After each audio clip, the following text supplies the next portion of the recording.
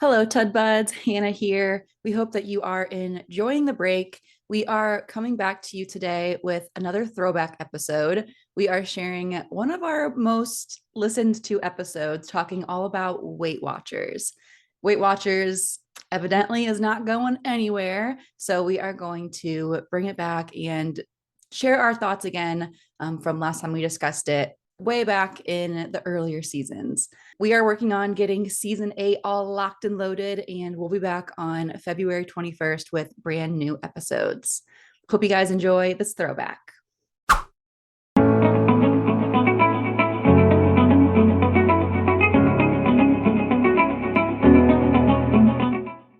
Hello, everybody. Welcome back to a brand new episode of the Up-Beet Dietitians podcast.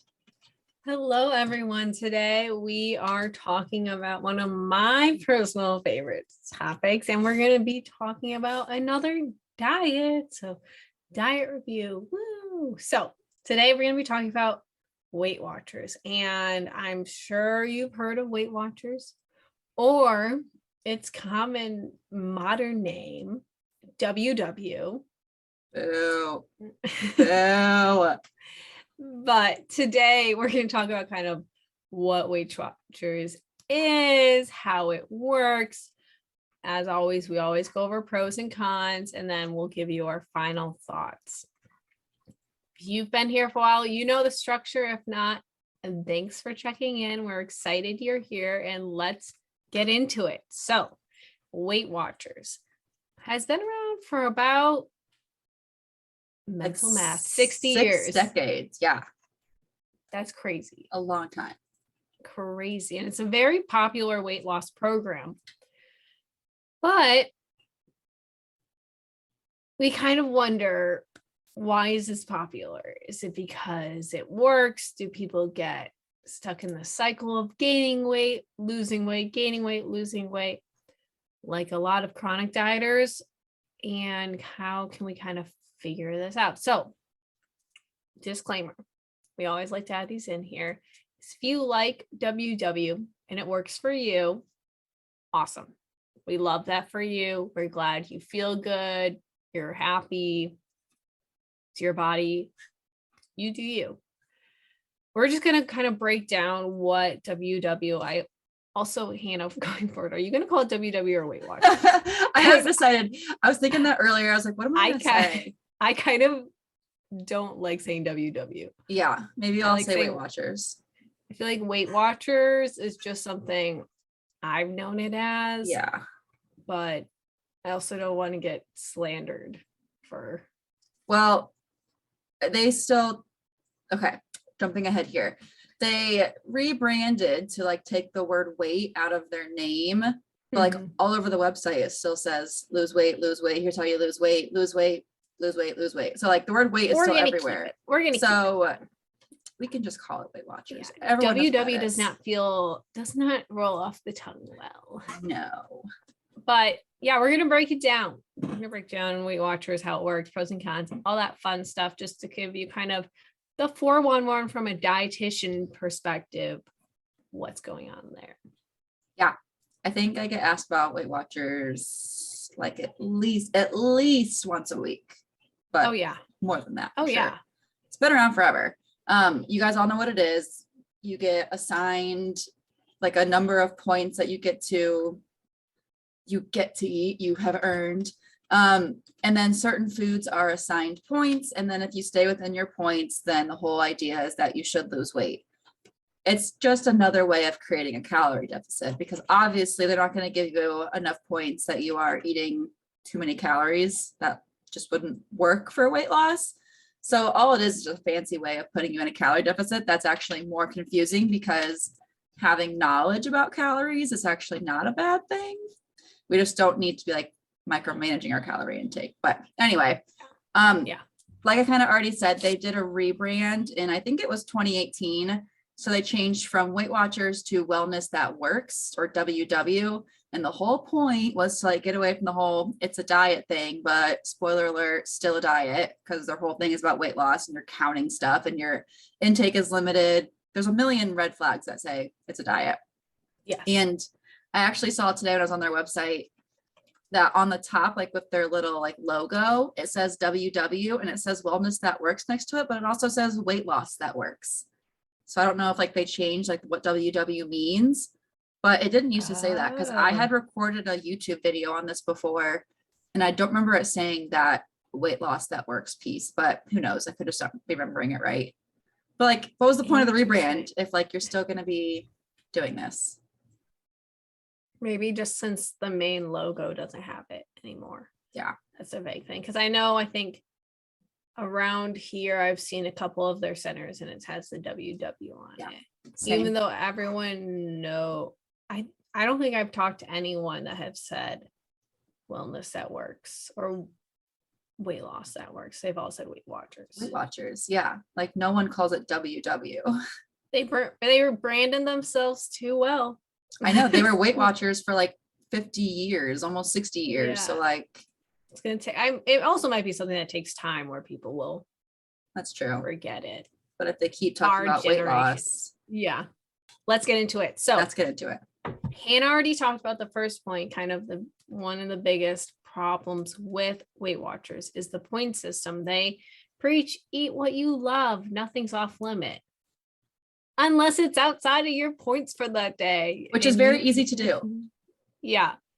And they say just really kind of preaching nothing's off limits. Just track your food, stick to a budget, and eat 0 point foods, which we're going to get into, which is very fun. But they kind of really argue that no food is off limits, but there are also arbitrary point values that you must stick to in order to be successful. Because you are given this money and you can eat whatever you want as long as you stick within that limit.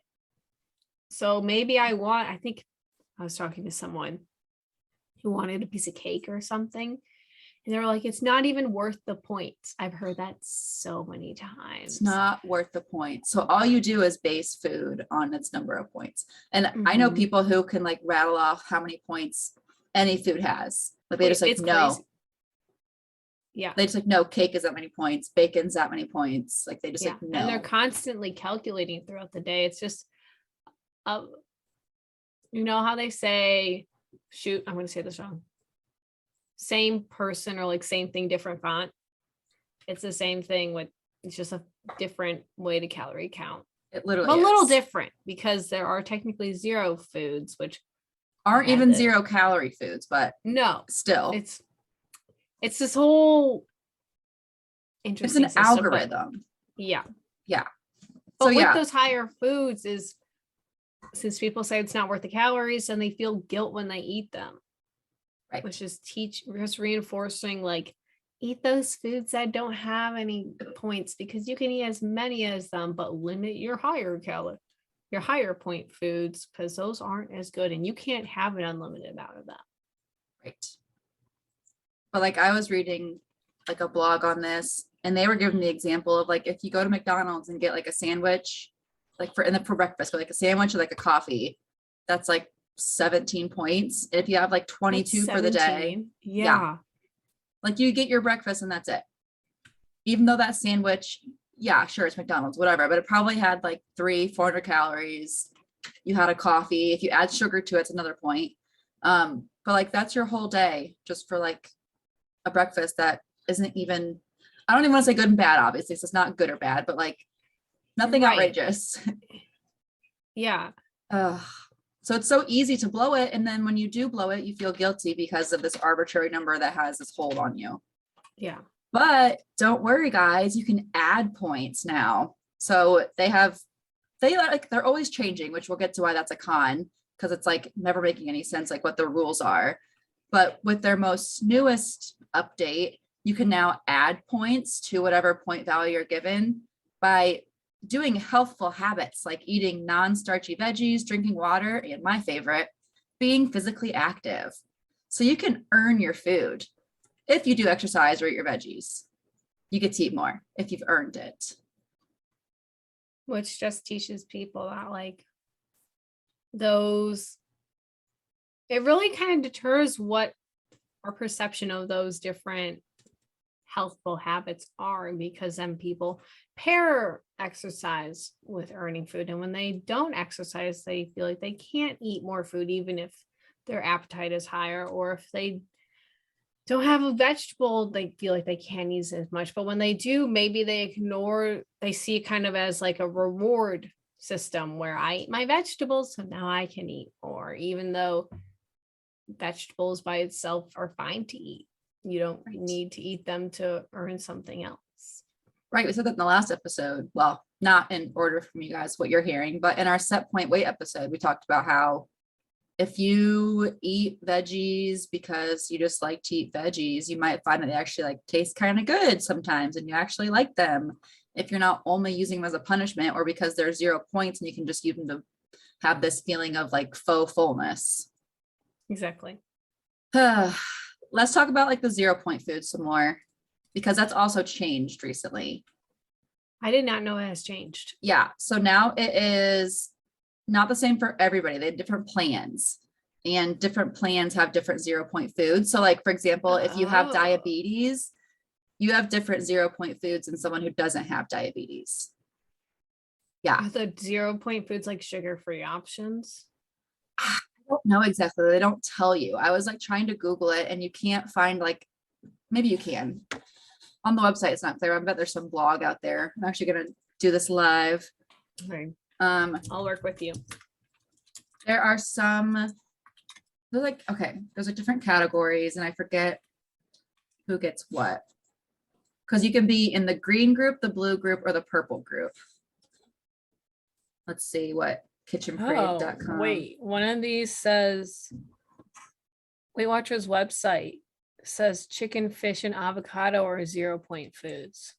So I think they have like a list like that are universally 0 point, but they also have ones, I believe, based on your plan, if you're green, blue, or purple.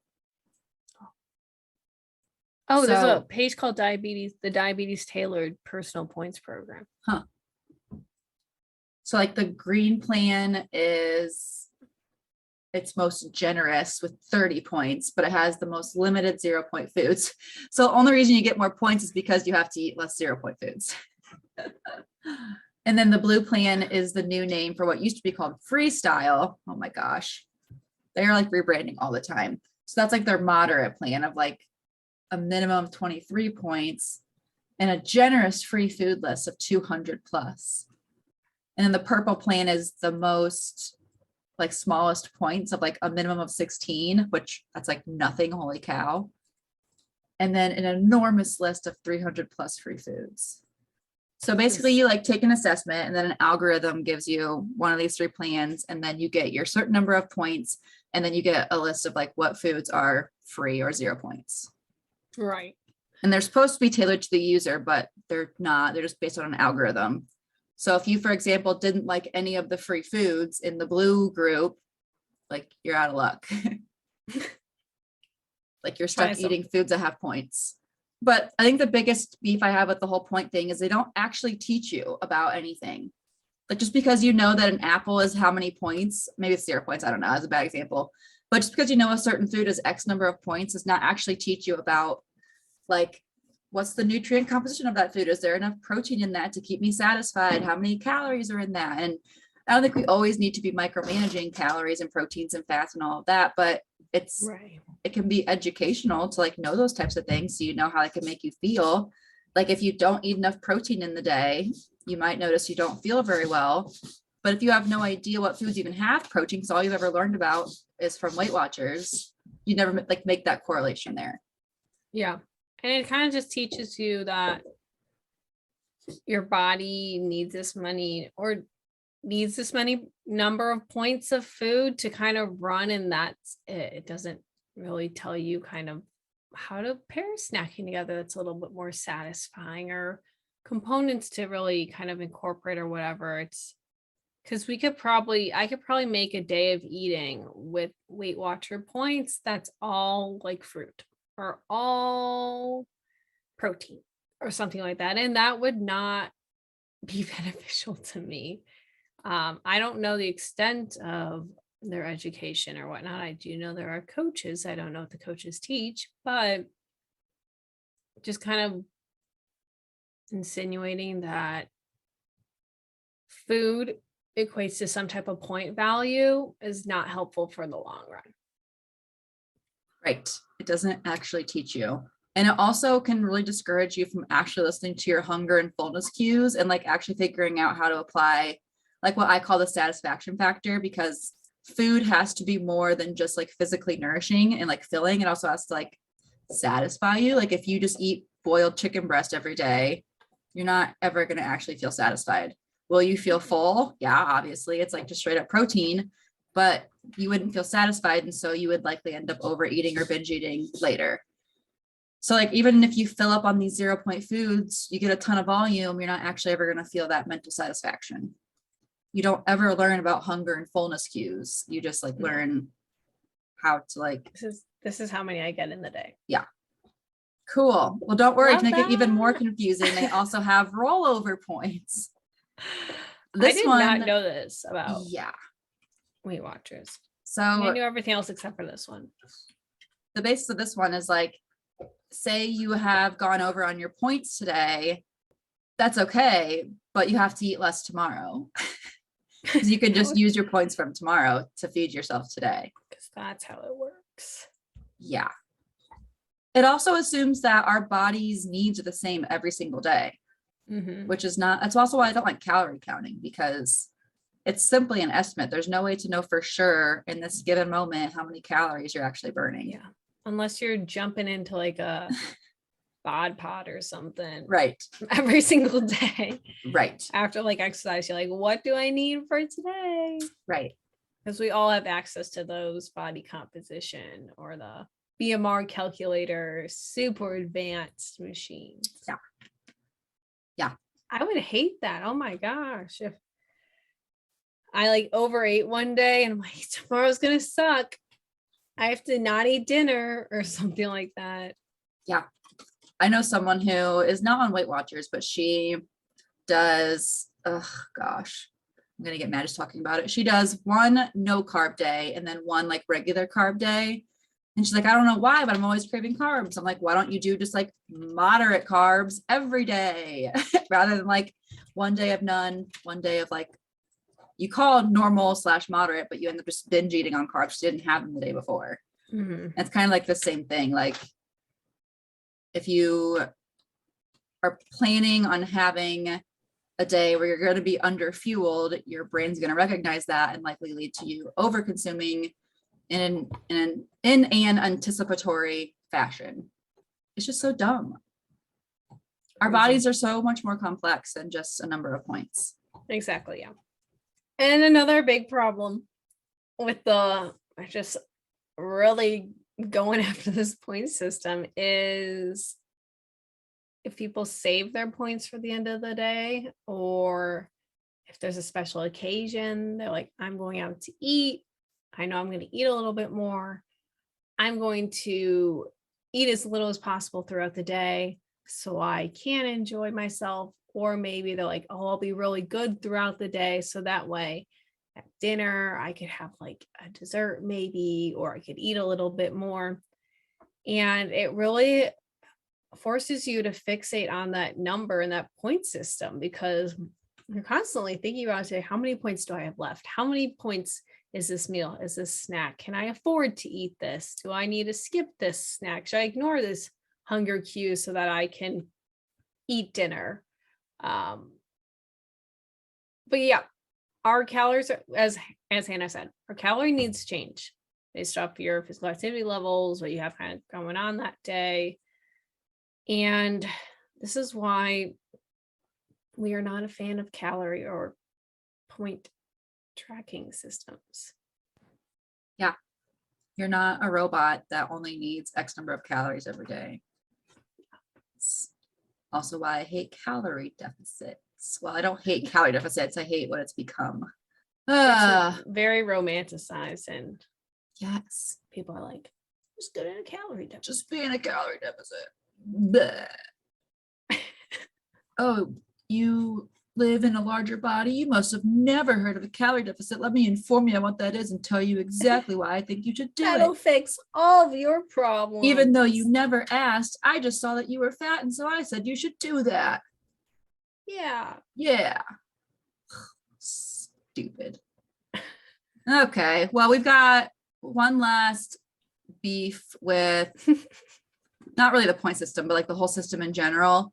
On the bottom of their website and like in different places, it says, this one's not really related to like Weight Watchers really, but just like bashing on doctors, I think more so.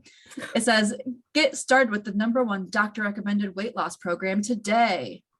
And I guess I don't want to bash on doctors because there's some really great doctors out there, but there's some great ones. And we don't like that advertisement though. No, because these are the same doctors, I'm guessing, who my patients and my clients and my people on TikTok always tell me about that told them to lose weight just because they have a BMI over 24.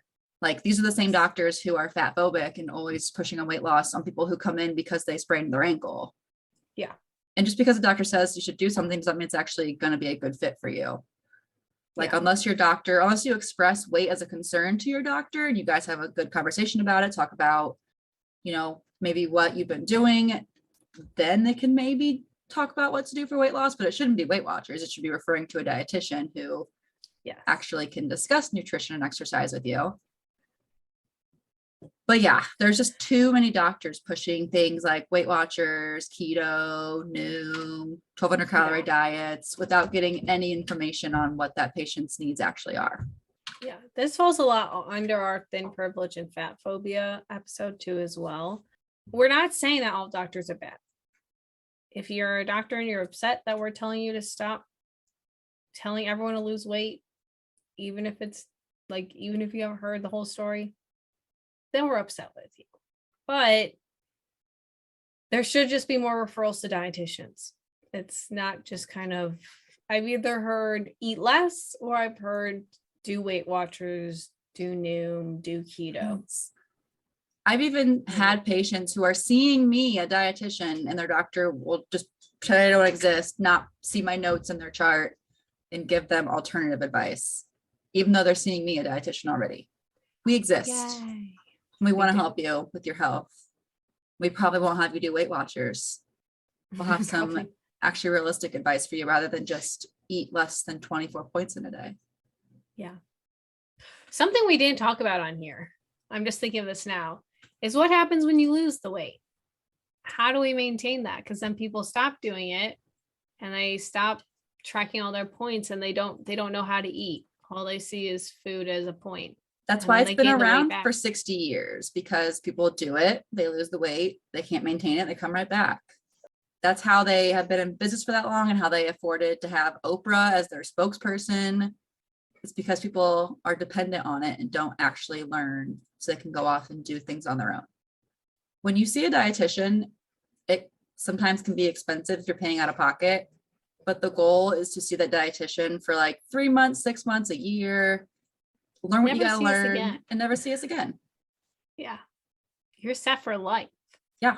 I'm not trying to keep you around for we like you, but yeah, we want to teach you the basics about nutrition or to your personalized situation, what you have going on. Of course, like if something changes, like maybe you have some type of cardiovascular development or diabetes development or something changes that would warrant a nutrition intervention, then we'd love to see you again.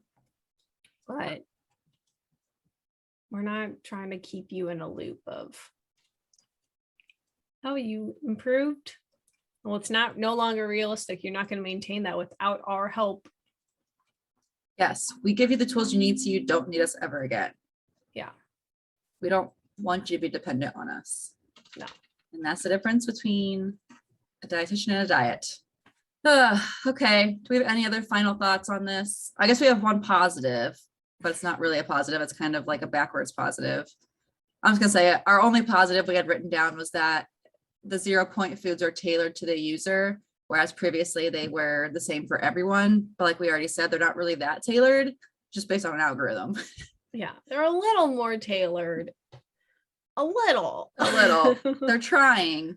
They tried to get away from the diet thing, but they're still doing weight loss. So and diet rules limits and earning your food and saving up for events. Yeah. Okay, final thoughts. So they're changing all the time, which again is why they always can count on you coming back, because you don't actually like learn, and they're always going to be changing. So you like have to like keep up with it. They rely on you coming back until they stay in business forever and ever and ever. Food is more than just points. It's more than just points. Food is like calories. Food is macronutrients and micronutrients. Food is emotional. Food is cultural. It's more than just calories, or more than just points and calories. Kind of like how Noom and Optavia say they're not a diet, they're a lifestyle. Weight Watchers is the same way. It's Still a diet. 100% a diet. And again, wrap it up here. They just make a calorie restriction look different or cooler or sexier. So you feel like you aren't restricting, but you're only allowed so much food. So the truth is you're still going to likely be under fueling and not be able to maintain any weight that you actually lose. Yay. Another diet review. You guys literally always know what we're going to talk about in these. If you're listening all the way to this, thank you, but I don't know why you just did. You already knew what we were going to say. Thanks for sticking around. They're sticking around for the bonus question. That's true. That's the best part. If you That'll skipped be up different. to here, hey, welcome back. But yeah, not dietitian approved. Nope. Work with a dietitian directly. Even if your goal is weight loss. Like Yeah. Emily and I don't do that, but there are plenty of weight loss dietitians. Yeah. We'll refer you. Ask us. Yeah. We're not anti like weight loss. We just don't do it. We don't like talking about intentional weight loss. There's other goals for us to focus on. So like if that's there your are goal, other dietitians that specialize in it. Yeah, exactly. We refer to them. Yeah. And they will teach you how to not do Weight Watchers. It'll be good. Cool. Let's talk about our bonus question. So I don't think I have an answer to this, so I want you to go first, Hannah. Well, But the question is, I know, what is your least favorite food? We always talk about what the best one is or what our favorite one is, but what is your least favorite? Nothing that's like not weird. Like I eat most quote unquote like normal or common foods. I'm not picky at all. I have like preferences, of course, but like I eat most things. So all I can think of is like weird stuff, like things that have eyes or like bugs, or I guess like a not weird one is like super spicy stuff. I don't like anything spicy because I can't handle it because I'm a baby. But like in terms of like normal foods, like I'm thinking of like Ross, like he doesn't like sun-dried tomatoes. That's like a typical kind of like normal food. I don't have that kind of thing where like I don't like something like that. So I don't know. I guess my answer is like spicy stuff because like I'm defaulting to that. But okay, I think mine is gooey cheese foods. That's so bizarre. That's so bizarre to me. Like I don't like lasagna. I like the concept of lasagna. I would eat lasagna if it had no cheese in it. I'd love that. Like noodles and meat sauce, I'd eat that every day. That's spaghetti. But it hurts me, so that's always my also default. Like anything that hurts me, I'm not the biggest fan of. Yeah. But it like freaks me out. That's hilarious. I think it's a texture thing. That's hilarious. I think of other I think mine are also like more texture related. Like I think it's sashimi. I don't love that because of the texture. Because it just freaks me out. I only like it if it's like really high quality. If it's like at a buffet sashimi, no.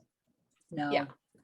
But it's like a nice Asian restaurant. I would love some good high quality sashimi. Yeah. But I get it. The texture is weird. Yeah. Gooey things and like things that like are super soft and just they just like melt. I'm like, what's happening? I love me like melted cheese, like a brie wheel. Oh, I like brie, but I don't like when they heat it up in the oven. Then I'm like, no.